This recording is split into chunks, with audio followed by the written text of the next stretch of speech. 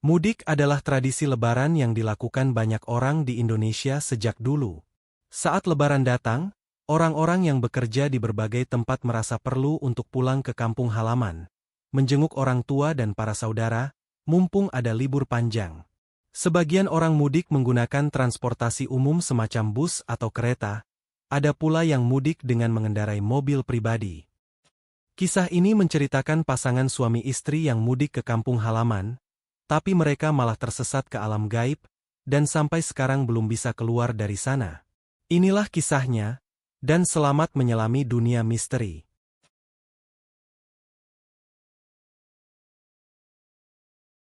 Keluarga Pak Safrudin dan Bu Muyasaroh tinggal di Batang, sebuah daerah yang ada di Jawa Tengah.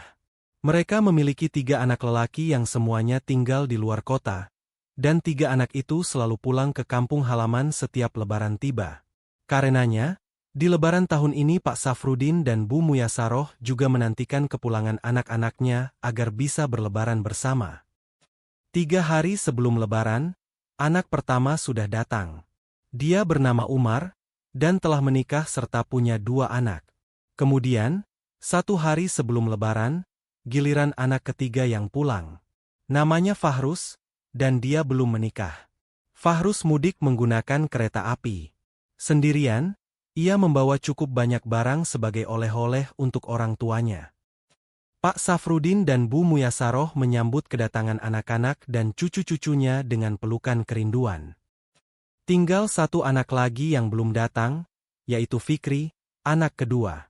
Fikri tinggal di Jogja bersama istrinya, dan mereka baru setahun menikah. Semula, Fikri telah menghubungi orang tuanya bahwa ia dan istrinya akan sampai di kampung halaman sekitar 2 atau 3 hari sebelum lebaran. Namun sampai lebaran datang, Fikri dan istrinya belum juga datang.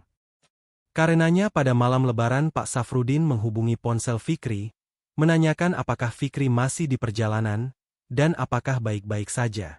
Panggilan ke ponsel Fikri tersambung, dan Pak Safrudin dapat mendengar suara anaknya di seberang sana.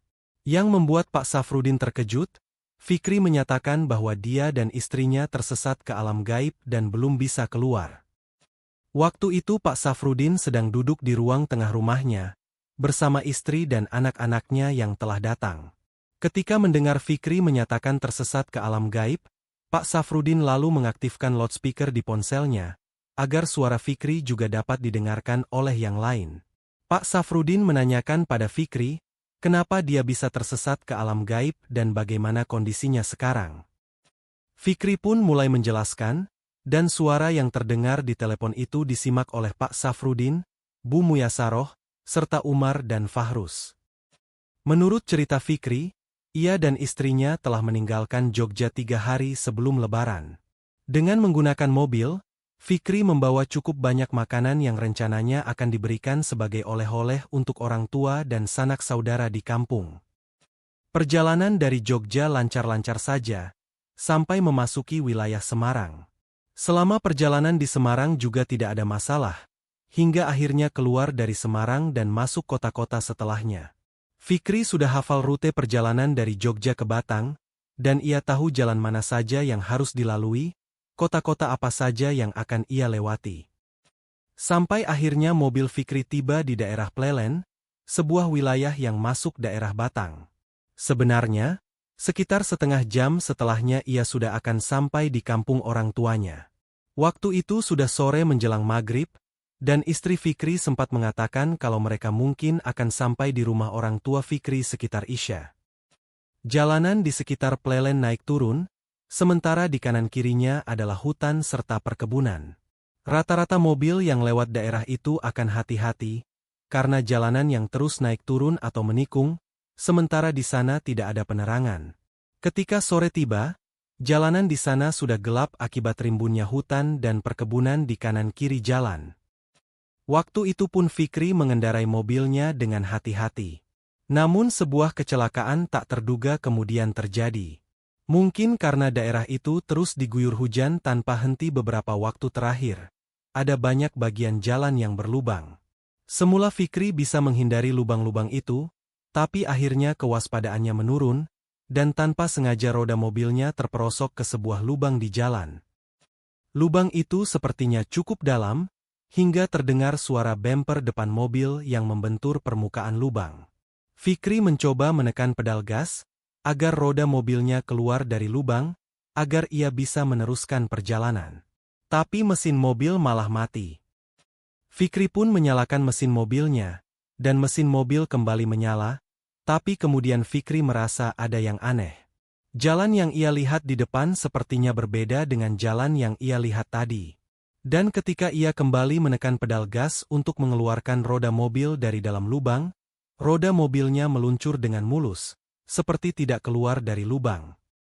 Dengan perasaan heran, Fikri melajukan mobilnya perlahan-lahan sambil memperhatikan kaca spion.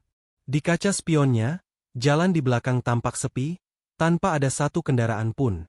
Padahal tadi di belakangnya ada banyak sekali mobil serta sepeda motor yang sepertinya juga mudik. Tapi sekarang jalanan itu sangat sepi. Di depan tidak ada apa-apa, di belakang juga tidak terlihat apa-apa.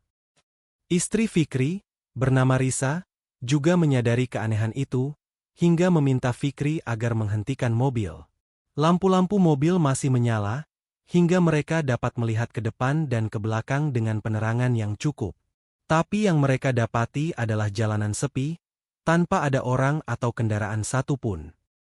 "Apakah kita tersesat?" tanya Risa pada Fikri.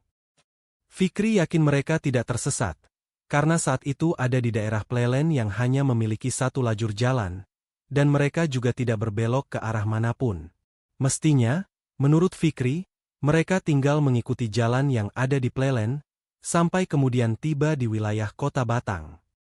Karena pertimbangan itu, Fikri kemudian menyalakan mesin mobilnya kembali, dan meneruskan perjalanan. Ia mengikuti jalan di depannya yang sepi, dan berharap itu masih jalan yang ia kenal di wilayah Plelen. Mobil itu pun melaju dengan tenang. Tapi sampai beberapa kilometer, jalan yang dilalui terus sepi tanpa ada satupun kendaraan lain. Wilayah yang mereka lewati masih mirip seperti jalanan di Plelen, dengan hutan dan perkebunan di kanan kiri. Tapi jalan itu sunyi dan tak terlihat apapun. Ketika mobil itu telah melaju lebih dari 10 kilometer, Fikri mulai curiga kalau dia tersesat. Mestinya sekarang ia sudah keluar dari daerah Plelen dan mulai masuk wilayah perkotaan. Tapi sekarang yang ia hadapi hanyalah jalan panjang yang seperti tanpa ujung, sementara di kanan kiri hanya ada rimbunan pohon yang gelap. Akhirnya, dengan kebingungan Fikri menghentikan mobil, lalu memutuskan keluar. Risa ikut keluar dari mobil, dan pasangan suami istri itu mendapati diri mereka berada di tempat yang aneh.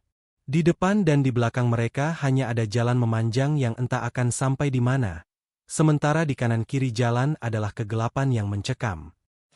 Fikri mengecek ponselnya, dan mendapati ponsel itu masih aktif. Di ponselnya juga masih ada kuota yang cukup untuk mengakses internet. Ia lalu membuka Google Map untuk mencari arah keluar dari daerah itu. Ketika membuka Google Map, Fikri mendapati map yang muncul di ponselnya seperti kacau. Berdasarkan posisinya saat itu, Fikri mendapati ia ada di tengah suatu jalan yang tak berujung dan tidak punya nama. Dan ketika ia mengetikkan alamat yang dituju, map di ponselnya tidak menunjukkan bantuan sama sekali. Gambar map di ponsel itu tetap sama, tidak berubah sedikit pun. Fikri dan Risa sama-sama bingung. Mereka akhirnya duduk berdampingan di jok depan, sementara pintu mobil dibiarkan terbuka. Sampai lama hal itu berlangsung, dan tidak ada satu kendaraan pun yang lewat. Sementara suasana di sekitar mereka terasa kian gelap.